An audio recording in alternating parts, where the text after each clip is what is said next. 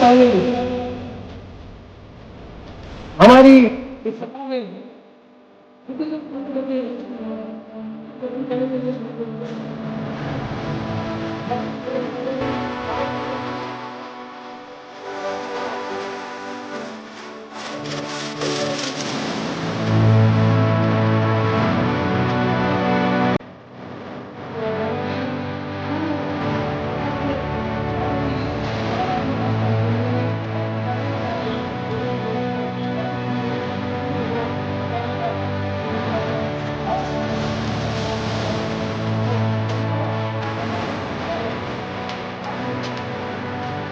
और जिस्म के साथ जुड़ा हो ये जरूरी तो नहीं, नस्ल अच्छी हो तो नज़े पे भी सर बोलता।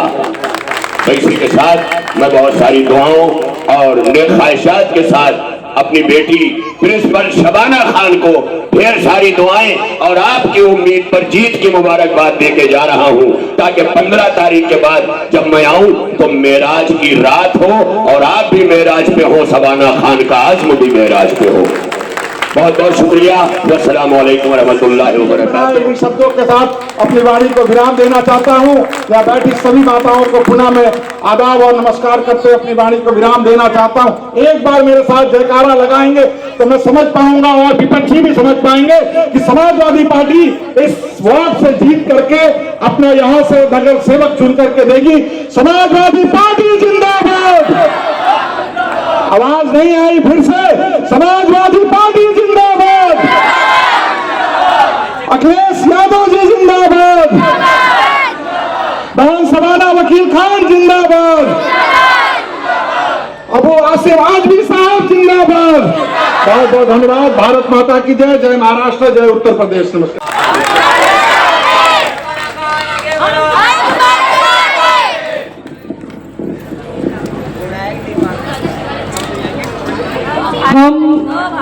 जब भी हम कलाम होते हैं, राह के पत्थर भी गुलाम होते हैं। तहजीब व ईमान ने सिखाया है हमें कि कुछ कहने से पहले सलाम करते हैं। अस्सलामु अलैकुम वरहमतुल्लाहि वबरकातुहू। और मेरी सभी जो हिंदू बहनें बैठी हैं उनसे मैं हाथ जोड़कर विनती करती हूँ कि आज आप जिस तरीके से यहाँ पर बैठे हैं, जिस उम्मीद से आए हैं, मैं उसे पूरा करने की कोशिश जरूर करूंगी। पर यह भी साथ में कहूंगी कि सलाम करते वक्त दिल बहुत भरा हुआ है, और इसलिए भरा हुआ है कि कल ही बिहार में फिर से एक ऐसी हरकत हुई जिससे जो हिजाब में महिलाएं निकलती है उनको तकलीफ हो रही है। आपने जाना होगा कि किस तरीके से बिहार के जो मुख्यमंत्री थे उन्होंने एक डॉक्टर के चेहरे से जबरन हिजाब खींचा था। लोगों ने विरोध किया उस बात का, और अब कल जाकर फिर से एक ऐसी हरकत हुई कि वहां पर ये बात रखी गई कि जब हिजाब में कोई महिला अंदर आएगी, किसी दुकान में जाएगी, किसी बैंक में जाएगी या सोना खरीदने जाएगी, तो वो अपने चेहरे को ढाक नहीं सकती है, यानी उसे बेपर्दा होकर अंदर जाना पड़ेगा, तभी वो सोना खरीद पाएगी, तभी वो कुछ कपड़े खरीद पाएगी या बैंक में पैसे जमा कर पाएगी। ऐसे मंत्री जो समर्थन करते हैं बीजेपी का, उस बीजेपी के खिलाफ हमारी लड़ाई है। और मैं हर महिलाओं की लड़ाई कहूंगी, वो महिलाएं जो साड़ी पहनती है, वो महिलाएं जो हिजाब करती है, हर वो महिलाएं जो अपने तरीके से अपने आप को ढक कर रखना चाहती है, उन सभी महिलाओं की हम लड़ाई लड़ेंगे। तुम लगाओ हथकड़ी, तुम चलाओ लाठियां, अब मनाओ खैर तुम निकल पड़ी है बेटियां। अब मनाओ खैर तुम निकल पड़ी है बेटियां, सियासतों की आड़ में जो जुल्म तुमने ढाए हैं। आज जिस तरीके से आपके घरों को खंडर कर दिया गया, वो खंडरों को देखकर वाकई में दर्द हो रहा है। तो ये सियासतों का जो आपने साथ पकड़कर आज जो जुल्म किया है, उस जुल्म के खिलाफ मैं खड़ी हूँ। और मैं ये पूरे दावे के साथ कहती हूँ कि भारत नगर और इस्लामपुरा की पूरी बहनें उन सभी को इस बीएमसी चुनाव में चुनौती देगी कि सियासतों की आड़ में जो जुल्म तुमने ढाए हैं, तुम्हारे डर को रोंद कर निकल पड़ी है बेटियां, तुम्हारे डर को रोंद कर निकल पड़ी है बेटियां। न डर बिल्डरों का है इन्हें, न कोई दलालों का खौफ है। मकान छीन लोगे तुम, दुकान छीन लोगे तुम, तुम्हारे जितने भी ऐसे करतूते हैं उनको रौंद कर निकल पड़ी है ये बेटियां, निकल पड़ी है ये बेटियां। आपका साथ मुझे चाहिए ताकि इस बीएमसी चुनाव में वो माएं जो रो पड़ी, जिनको खींचकर उनको अपने घरों से निकाला गया और निकालते वक्त किसी ने रहम नहीं खाया, एमपी खड़े रहे, एमएलए खड़े रहे, उन सबके बीच में, पूरे लोगों के बीच में बच्चों को, बुजुर्गों को, हमारे भाइयों को, हमारी बहनों को उनके घरों से निकाला गया। उसका इस बार जवाब देना आपका बनता है कि आप जवाब दीजिए अपने वोटों से कि वो बिल्डर के दलाल जो खड़े थे, जिनकी वजह से आपके घरों को खाली कराया गया, वो लोग जिनकी वजह से महाड़ा टेनेंट को जबरन एसआरए में भेजा गया। क्या मांगा आपने? अपना घर मांगा, वो घर जिसको आपने बसाया, वो जमीन जिसको आपने बसाया, वहां जहां आप पैदा हुए, आपकी नस्लें बढ़ी, आपने अपने त्योहारों को मनाया, जहां आपने अपने सपनों को जिया, अपने बच्चों की तालीम के ख्वाब देखा, उनके अफसर बनने के ख्वाब देखा, ऐसे ख्वाबों की जमीन का सौदा कोई और बैठकर कर रहा है। इसीलिए आपकी लड़ाई लड़ना ये मेरा अधिकार है, ये मेरा फर्ज भी बनता है। मैं चुनाव की हैसियत से खड़ी नहीं हूँ, मैं आपके मुद्दों के लिए खड़ी हूँ, क्योंकि पार्टी हारती है, जीतती है, उनका प्रचार प्रसार हो जाता है, कैंडिडेट का प्रचार प्रसार हो जाता है, लेकिन अगर कुछ हारता है तो वो लोगों का मुद्दा हार जाता है। इस बार आपकी ये बहन मुद्दों को हारने नहीं देगी, हम उन मुद्दों पे अड़े रहेंगे। 33/5 पढ़ाई, सफाई, दवाई, ये हमारा मुद्दा है और इस मुद्दे पर हम अड़े रहेंगे, इन अधिकारों पे हम अड़े रहेंगे और उनके हलक से अपने अधिकारों को निकालेंगे। हिम्मत कैसी हुई उन बिल्डरों की कि आपके घरों का सौदा तय करे और उसमें आपको शामिल न करे। सब पता चला, हमें सारी साजिशों का पता चला, किस तरीके से झूठे एग्रीमेंट बनवाए गए, किस तरीके से झूठे हाउसिंग कोऑपरेटिव सोसाइटी रजिस्टर की गई, किस तरीके से एसआरए में जब आचार संहिता लागू थी उस वक्त कागजों का खेल किया गया और आपको आपका जो अधिकार था 540 स्क्वायर फीट की जमीन का किस तरीके से उसे कम करके 300 स्क्वायर फीट की जमीन पर लाया गया। जबरन आपके घरों को तोड़ा गया, आपको घरों से निकाला गया और एक ऐसी जगह पे भेज दिया गया जहां फर्जी एग्रीमेंट के साथ में, बिना रजिस्टर एग्रीमेंट के साथ में आपको जबरन एसआरए की बिल्डिंगों में भेजा गया, जिसका अब तक एनओसी भी क्लियर नहीं है। आपकी जानों के साथ खेला जा रहा है। इस बार आपको सबक सिखाना होगा उन लोगों को कि कैसे हिम्मत कर रहे हैं कि आपकी इतनी कीमती जमीन आपसे छीनकर आपके साथ सस्ते सौदे किए जा रहे हैं, आपके हाथों का हीरा छीना जा रहा है और उस पर मिट्टी रखी जा रही है। इस बार आप अपने उस हीरे सी जमीन के लिए लड़ेंगे और लड़ेंगे। ये मत समझना कि कोई एक पार्टी है आपके खिलाफ। आप देख लीजिए, ये सभी पार्टियां एक साथ हो चुकी है। वाहिद एक समाजवादी पार्टी है जो अपने सिद्धांतों पे खड़ी है। समाजवादी पार्टी कहती है कि हम पीढ़ी के साथ में हैं, वो पिछड़ा है, वो दलित है, वो अल्पसंख्यक है, हम उन सब के साथ में हैं। लेकिन जरा नजर डालिए उन पार्टियों पर, वो पार्टी जो सौदेबाजी कर रही है, वो पार्टी जो बिल्डरों के एजेंट बनकर आपके पास आई है। ये मत भूलना कि राज्य में जो सरकार चल रही है, जो केंद्र में सरकार चल रही है, आज उनके ऐसे ऐसे कानूनों की वजह से हमारा चलना फिरना दुश्वार हो चुका है। ये वही सियासी पार्टियां थी जिन्होंने अभी हाल ही में एक 1.5 फुटिया मुर्गी चोर, मैं एक टीचर हूँ, मुझे भाषा शोभा नहीं देती पर मजबूर हो जाती हूँ जब ऐसी हरकतें कर ऐसे लोग जो है वो सदन में बैठते हैं, वो मंत्री बनकर ऐसे सफों में बैठते हैं और आपसे झूठे वादे करते हैं। वो कहता है कि इस बार के चुनाव में मेयर उनका बनेगा और हाजी अली की जो दरगाह है उस पर उनका कब्जा होगा। क्या दे देंगे आप वो जमीन उनको?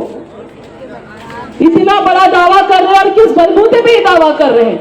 ये वही बीजेपी सरकार है जो कभी एनआरसी की बात करती है, ये वही बीजेपी सरकार है जो कभी ट्रिपल तलाक के बारे में बात करती है, ये वही बीजेपी सरकार है जो औरतों के खिलाफ काम करती है। जिस तरीके से उन्नाव में एक पीड़ित हमारी महिला के साथ रेप होता है, उसके घर वालों को बर्बाद कर दिया जाता है और नाम किसका निकल के आता है? बीजेपी के नेताओं का निकल कर आता है। ये वही पार्टी है, ये किसी के साथ में नहीं है, न ये किसान के साथ में है, न ये औरतों के साथ में है, न ये फौजियों के साथ में है, ये इंसानों के साथ भी नहीं। एक ऐसी पार्टी जब उसका कदम महाराष्ट्र में पड़ा, देखा कि यहाँ पर हम कैसे पैर जमाएं, तो उन्होंने देखा अरे कुछ पार्टियां हैं, चलिए भाइयों को आपस में लड़ाते हैं और यहाँ पर अपनी ताकत के दबदबे से जो है अपनी सियासत को मजबूत करते हैं। तो पहले तोड़ा इन्होंने शिवसेना को, फिर अलायंस किया इन्होंने शिवसेना के साथ में, राष्ट्रवादी के साथ में, फिर अब आप देख लीजिए किस तरीके से खेल अकोला के डिस्ट्रिक्ट में हुआ। अभी हाल ही की बात है, 2-4 दिन पहले की बात है कि अकोला में 5 MIM के जो म्युनिसिपल जो कॉर्पोरेशन में लोग जीत कर आए, उन्होंने बीजेपी के मेयर बनाने के लिए उनको समर्थन दे दिया। देखिए किस तरीके से आपको कहते हैं कि देखना वोट के दिन नमाज पढ़कर मस्जिद से सीधा वोट पे पहुंचना, शहादत की उंगली के साथ में अपने भाई MIM के बंदे को जिताना आपके लिए काम करेंगे। मुसलमानों की रहनुमाई के लिए जो है वो हमारा होना जरूरी है। और फिर क्या हुआ, आपने वोट किया, MIM के उस बंदे को चुन कर लाए और MIM का वो बंदा चुनकर आकर आप ही के साथ खड़े, आप ही के अगेंस्ट में खड़े होकर आप ही के घरों को तुड़वाने का काम किया। फिर जब 5 साल से उसका जी नहीं भरा, अब वो शिंदे गुट में चला जाता है, अब वहां से आपके बीच में पहुंच रहा है और आपसे आपका वोट मांग रहा है। देखिए इनकी कहानी, तू इधर उधर की ना बात कर, ये बता के काफिला क्यों लूटा। तू इधर उधर की ना बात कर, ये बता के काफिला क्यों लूटा। मुझे रहज़नों से गिला नहीं, तेरी रहबरी पे सवाल है।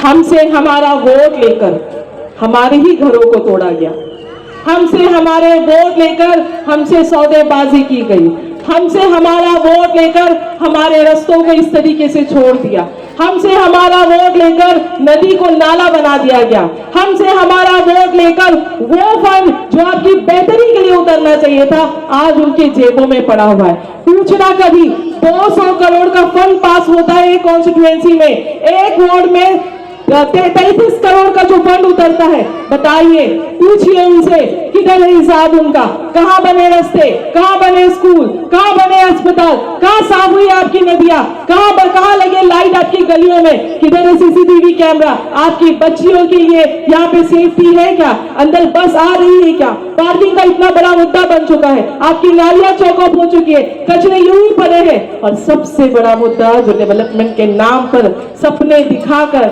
आपके साथ जो खेल खेला गया वो था आपके घरों का सौदा। कहा कि महाड़ा के टेनेंट हो, आपको महाड़ा के हिसाब की जमीन मिलेगी, लेकिन ऐन वक्त पे उनके लोग बिल्डरों से मिल जाते हैं। वही एजेंट जो अब सियासी चोला पहनकर आपसे आपका वोट मांगने आ रहे हैं, उन लोगों ने धोखा किया था। भूल गए आप सब, भूल गए आप सब वो दिन। याद कीजिए वो ईद का वक्त था ना, 15 दिन आप रास्तों पे खड़े रहे अपने सामान को लेकर। ये वही पार्टी के लोग थे जो खामोश हो गए, जो बैठकर नजारे देख रहे थे। एक तो कैंडिडेट मैं सुन रही हूँ कि खड़े रहकर उन्होंने आपके जो है वो घरों को तोड़ा है। आज कैसी किस बेशर्मी के साथ आपके सामने आके वोट मांगते हैं। आपके सपनों को तोड़ने वाले कैंडिडेट आपके सामने आकर अगर वोट मांगे तो क्या आपका दिल गवारा करेगा? क्या उनके साथ हो जाओगे आप? भूलना मत, वही पार्टी है जो न सिर्फ आपके घरों को तोड़ रहे बल्कि ऊपर पूरे देश के लेवल पर जाकर पूरी सरकार को तोड़ी जा रही है। ईमानदार लोगों को ईडी में भेजा जा रहा है, टीचरों को जेल में बंद कर दिया जा रहा है। देख लीजिए किस तरीके से शर्जिल इमाम पे सिर्फ इनकलाब जिंदाबाद बोलने पर आज तक वो बंदा जेल में है। लेकिन आप ये देखिए, वही एक ओवैसी जब यहाँ पर आता है या कहीं पर किसी मन से ये कहता है बीजेपी के खिलाफ, उसकी तो कोई ईंटें नहीं हिलती। क्यों? ये सारी साजिशें अंदर की है। वो एक गाना बड़ा मशहूर हुआ था कि तुम लाख छुपाओ प्यार मगर दुनिया को पता चल जाता है। हमें वो प्यार पता चल गया आपका कि अंदर क्या साजिश चल रही थी। बी टीम नहीं, अब तो पूरी A टीम हो चुकी है। अकोट में 5 MIM के लोगों ने सपोर्ट कर दिया, कहीं पर कांग्रेस ने अपनी पूरी सहमति दे दी अंबरनाथ में। तो बताइए अब बीजेपी का निकाह 4 लोगों से हो चुका है। एक कांग्रेस, एक MIM, फिर बची आपकी राष्ट्रवादी और फिर शिवसेना शिंदे। ये सब एक हो चुके हैं, ये सब एक सफों में बैठकर आपके खिलाफ साजिश कर रहे हैं। तो इस बार आपको थोड़ा समझ कर लेना होगा और समझिए इन सारी बातों को और हिसाब लगाकर उनसे सवाल करते रहिए कि आपके लिए जो स्कूल बनना था वो स्कूल यहाँ क्यों नहीं बना। अगर 33 करोड़ रुपए कायदे से खर्च किए जाते तो यहाँ पर एक बढ़िया अस्पताल होता।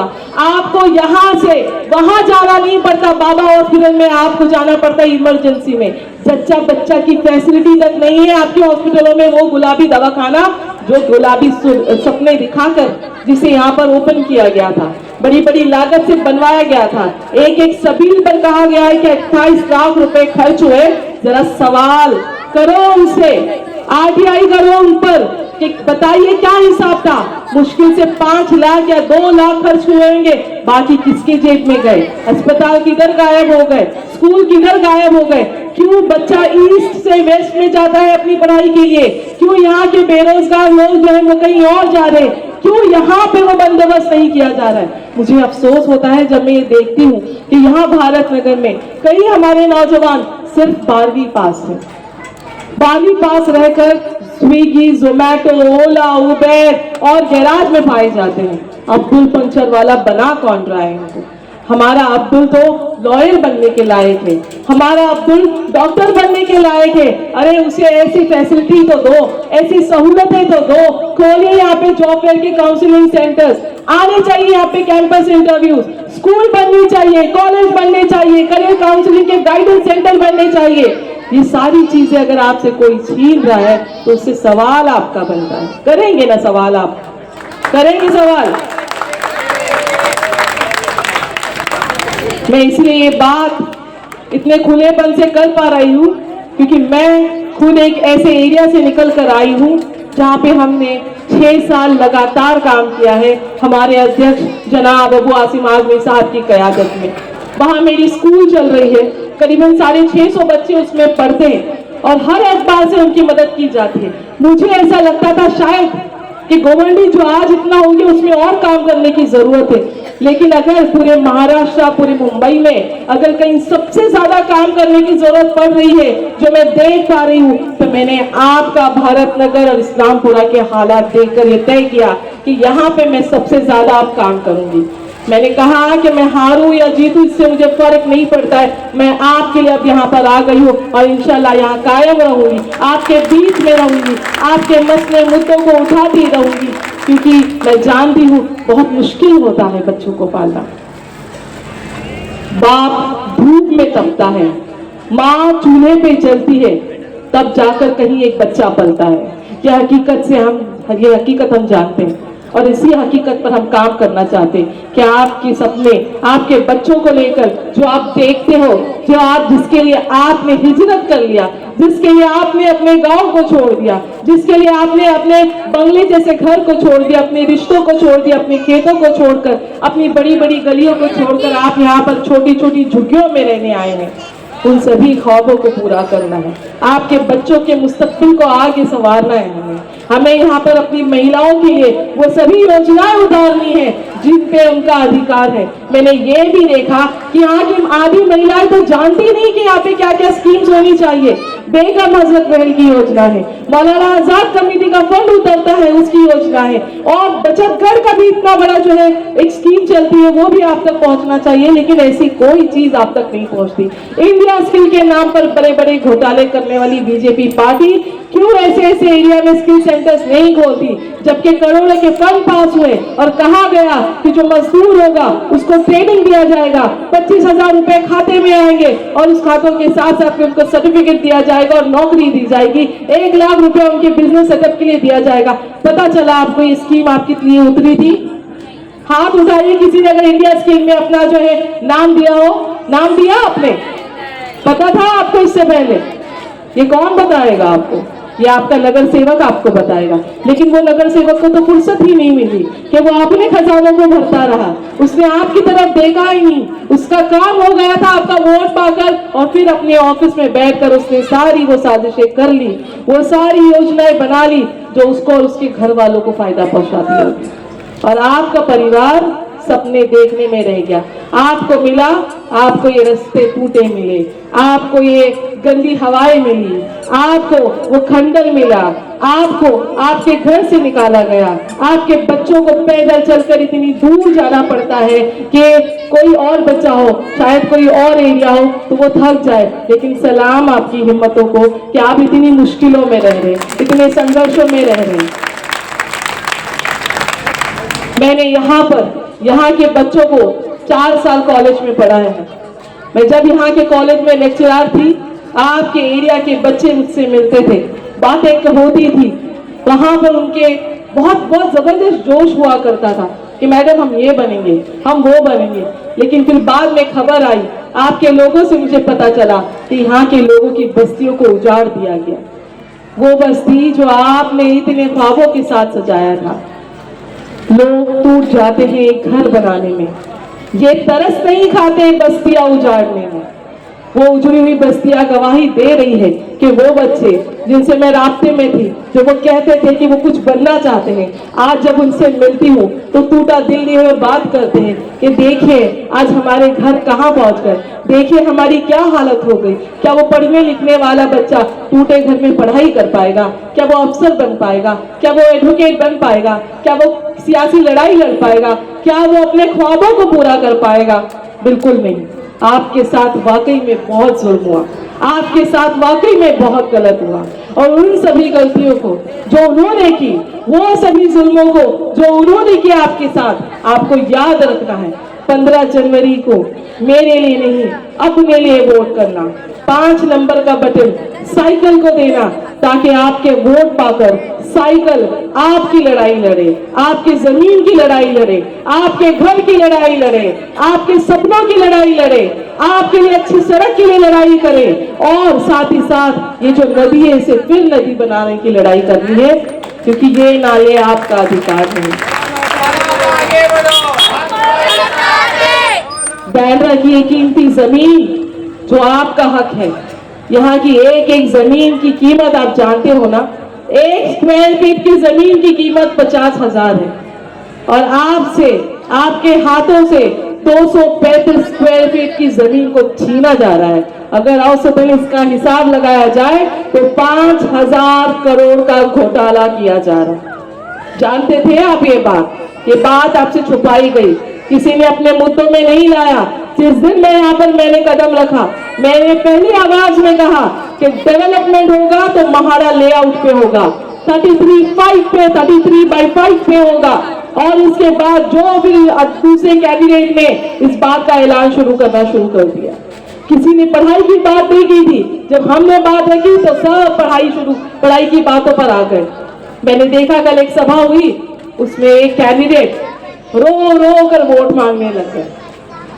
आज मंचों पे रोना शुरू कर दिया आपने, तब याद नहीं था जब 15 दिन वो लोग सड़क पर बैठे थे और सोच रहे थे कि अब उनका क्या होगा, बदहाल थे, तब रोना नहीं आया आपको। आज वोट मांगने के लिए रो रहे हैं आप सब। याद रखना, ये आज रोएंगे, आपका वोट लेंगे, और वोट पाने के बाद 5 साल आपको रुलाएंगे।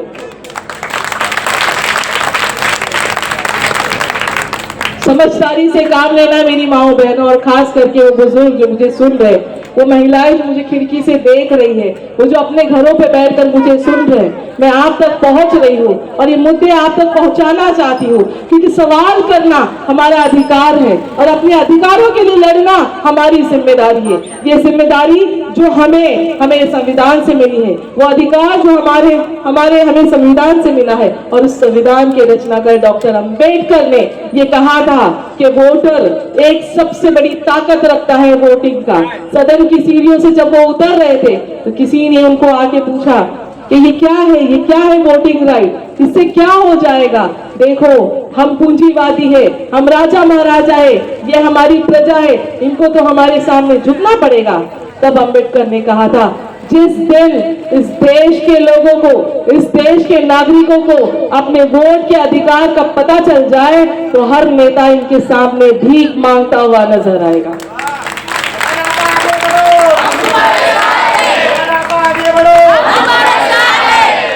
आज आपके सामने भीख मांगा जा रहा है, आज आपको रिझाया जा रहा है, कभी आपको लाडली बहन बोला जा रहा है, आपके अकाउंट में 3,000 रुपए डाले जा रहे हैं और आपके वोट को पलटाया जा रहा है। 3,000 की कीमत है, इतनी सस्ती है क्या हमारी औरतें? अरे हमने अपने ख्वाबों को बेच दिया, अपनी जमीनों का सौदा कर लिया। हम एमएलए एमपी के चुनाव में एक तरफा वोट कर दिए ये आवाज पर कि संविधान को बचाना है और ऐसे गठबंधन की सरकार को लाना है तो हमारा संविधान सुरक्षित रहेगा, तो हमारे अधिकार बचे रहेंगे। लेकिन जैसे ही सरकार बन गई, सियासत में आ गए, ताकत मिल गई, फिर असली चेहरा नजर आया। एक चेहरे पे कितने चेहरे लगाए रखते हैं ये लोग। फिर हमने देखा जैसे ही मालेगांव के वो मासूम लोग 19 साल की सजा पाकर जेल से रिहा हुए, जैसे ही आपके वोटों पे चुनकर आई हमारी मैडम एमपी वर्षा ताई, उन्होंने आपके साथ कहा ये कैसे हो गया, हम फिर से जो है इसको सुप्रीम कोर्ट में, हाई कोर्ट में इस केस को चैलेंज करेंगे। बेगुनाह लोग थे वो मुसलमान मैडम, वही उनके घरों के वोट से आप चुन कर आए थे। ये वही मुसलमान थे जिन्होंने आपको चुनकर गद्दी दी थी। क्या हो गया आपको कि आपको तकलीफ हो गई, हमारे मासूम मुसलमान छूट गए? अरे न्यायालय का फैसला था, कुछ तो देखकर रिहाई दी होगी, वो भी 19 साल, 14 साल की तो खाली सजाए उम्र कैद होती है। उन्होंने 19 साल अपनी जिंदगी के दे दिए, नौजवान बूढ़े बनकर निकले। क्या कसूर था? सिर्फ मुसलमान थे। मुसलमान होने की सजा अगर इस तरीके से सियासी पार्टी हमें देती रहेगी तो बताइए क्या वोट उनको देंगे हम? कितनी शर्म की बात होती है जब मैं ऐसी सियासी पार्टियों में मुसलमानों को देखती हूँ। एक ऐसी पार्टी जो हमारे नबी के बारे में गुस्ताखियां करते हैं और उसको बचाने का काम, ऐसे लोग झूठे पाखंडी साधु जो हमारे नबी के बारे में बात करते हैं, उनको बचाने के काम जब एक शिंदे परिवार के, जब शिंदे साहब हमारे जो सीएम है वो करते हैं, तब तकलीफ होती है कि हमारे दाढ़ी रखने वाले, टोपी पहनने वाले, कुर्ता पहनने वाले हमारे भाई जब ऐसी पार्टियों से आकर आपके सामने वोट की भीख मांगते, तब उनको जरा आईना दिखा देना कि शर्म करो मुसलमानों, तुम किस तरफ जा रहे हो। हमें हिंदुस्तान से प्यार है, अपने ईमान से भी प्यार है। मिलेगी मंजिले मकसूद ये हम ईमान रखते हैं, मिलेगी मंजिले मकसूद ये हम ईमान रखते हैं। हम अपनी रहनुमाई के लिए कुरान रखते हैं, हम अपनी रहनुमाई के लिए कुरान रखते हैं। वफादारी वतन से हो यही इस्लाम कहता है। हम अपने दिल के हर गोशे में हिंदुस्तान रखते हैं। हमको पता है वफादारी क्या होती है, पर ऐसी पार्टियों के साथ, इनके साथ गठबंधन करके, इनकी सफों में बैठकर, इनके लिए वोट मांगकर, ये वफादारी नहीं। फिर तो आपने जो कलमा पढ़ा वो फिर से पढ़ लीजिए, क्योंकि आप तो खारिज हो गए अपने ईमान से, क्योंकि आप ऐसी सफों में बैठ गए जो गद्दार थे। ये हमारे बीच के मीर जाफर, मीर कासिम है, इन्हें ढूंढ कर हटा दीजिए, क्योंकि ऐसे लोगों की वजह से मुसलमान वोट बढ़ जाता है और इसी बटने की वजह से ऐसी सत्ता में लोग आ जाते हैं जो फिर हमारा ही गला काटते हैं। हम कैसे भूल जाए महाराष्ट्र का वो 16 साल का बच्चा जो सिर्फ मुसलमान होने पर उसे 5 घंटे पीटा गया, उसके बदन से उसकी चमड़ियों को अलग किया गया, उसके पैरों से नाखून निकाले गए, उसके घर के सामने ले जाकर उसे पीटा गया, उसके माँ बाप को पीटा गया, इतना पीटा गया कि वो मर गया बच्चा से सकते ये हाल किया आपने। और जब कोई सियासी पार्टी उस बच्चे के इंसाफ के लिए खड़ी नहीं होती, तब हमारे अध्यक्ष अबू आसिम आदमी साहब उस बच्चे के घर में जाते हैं, उसे इंसाफ दिलाने की बात करते हैं। आप पूछिए इन लोगों से, कोई उतना मुसलमानों के लिए? इतनी मॉब लिंचिंग के केसेस बढ़ गए, क्या किसी ने इंसाफ मांगा मुसलमानों के लिए? ये सभी पार्टियों को खड़ा कर दिया जाए। मॉब लिंचिंग हो, ट्रेन में पिटने वाले हमारे बुजुर्ग हो, वो कोई बच्चा हो, वो तबरेज हो, वो इखलाक हो, इन सब के इंसाफ के लिए कौन खड़ा है? किसने बात उठाई इनके इंसाफ के लिए? कि कोई भी पार्टियों ने आवाज नहीं उठाई। इसीलिए इस बार सोच समझकर वोट करना। हम सिर्फ मुसलमान बात नहीं कर रहे, हम बात कर रहे सही और गलत की, इंसाफ और नाइंसाफी की। मुझे बताइए, वो बहन जो यहाँ पर बैठी है टीका लगाकर, अगर आपके सामने आपके बच्चों को इसलिए मारा जाए कि वो हिंदू है, तो क्या आप बर्दाश्त कर लोगे? तो हम कैसे बर्दाश्त करें कि हमारे बच्चों को मुसलमान होने पे मारा जा रहा है?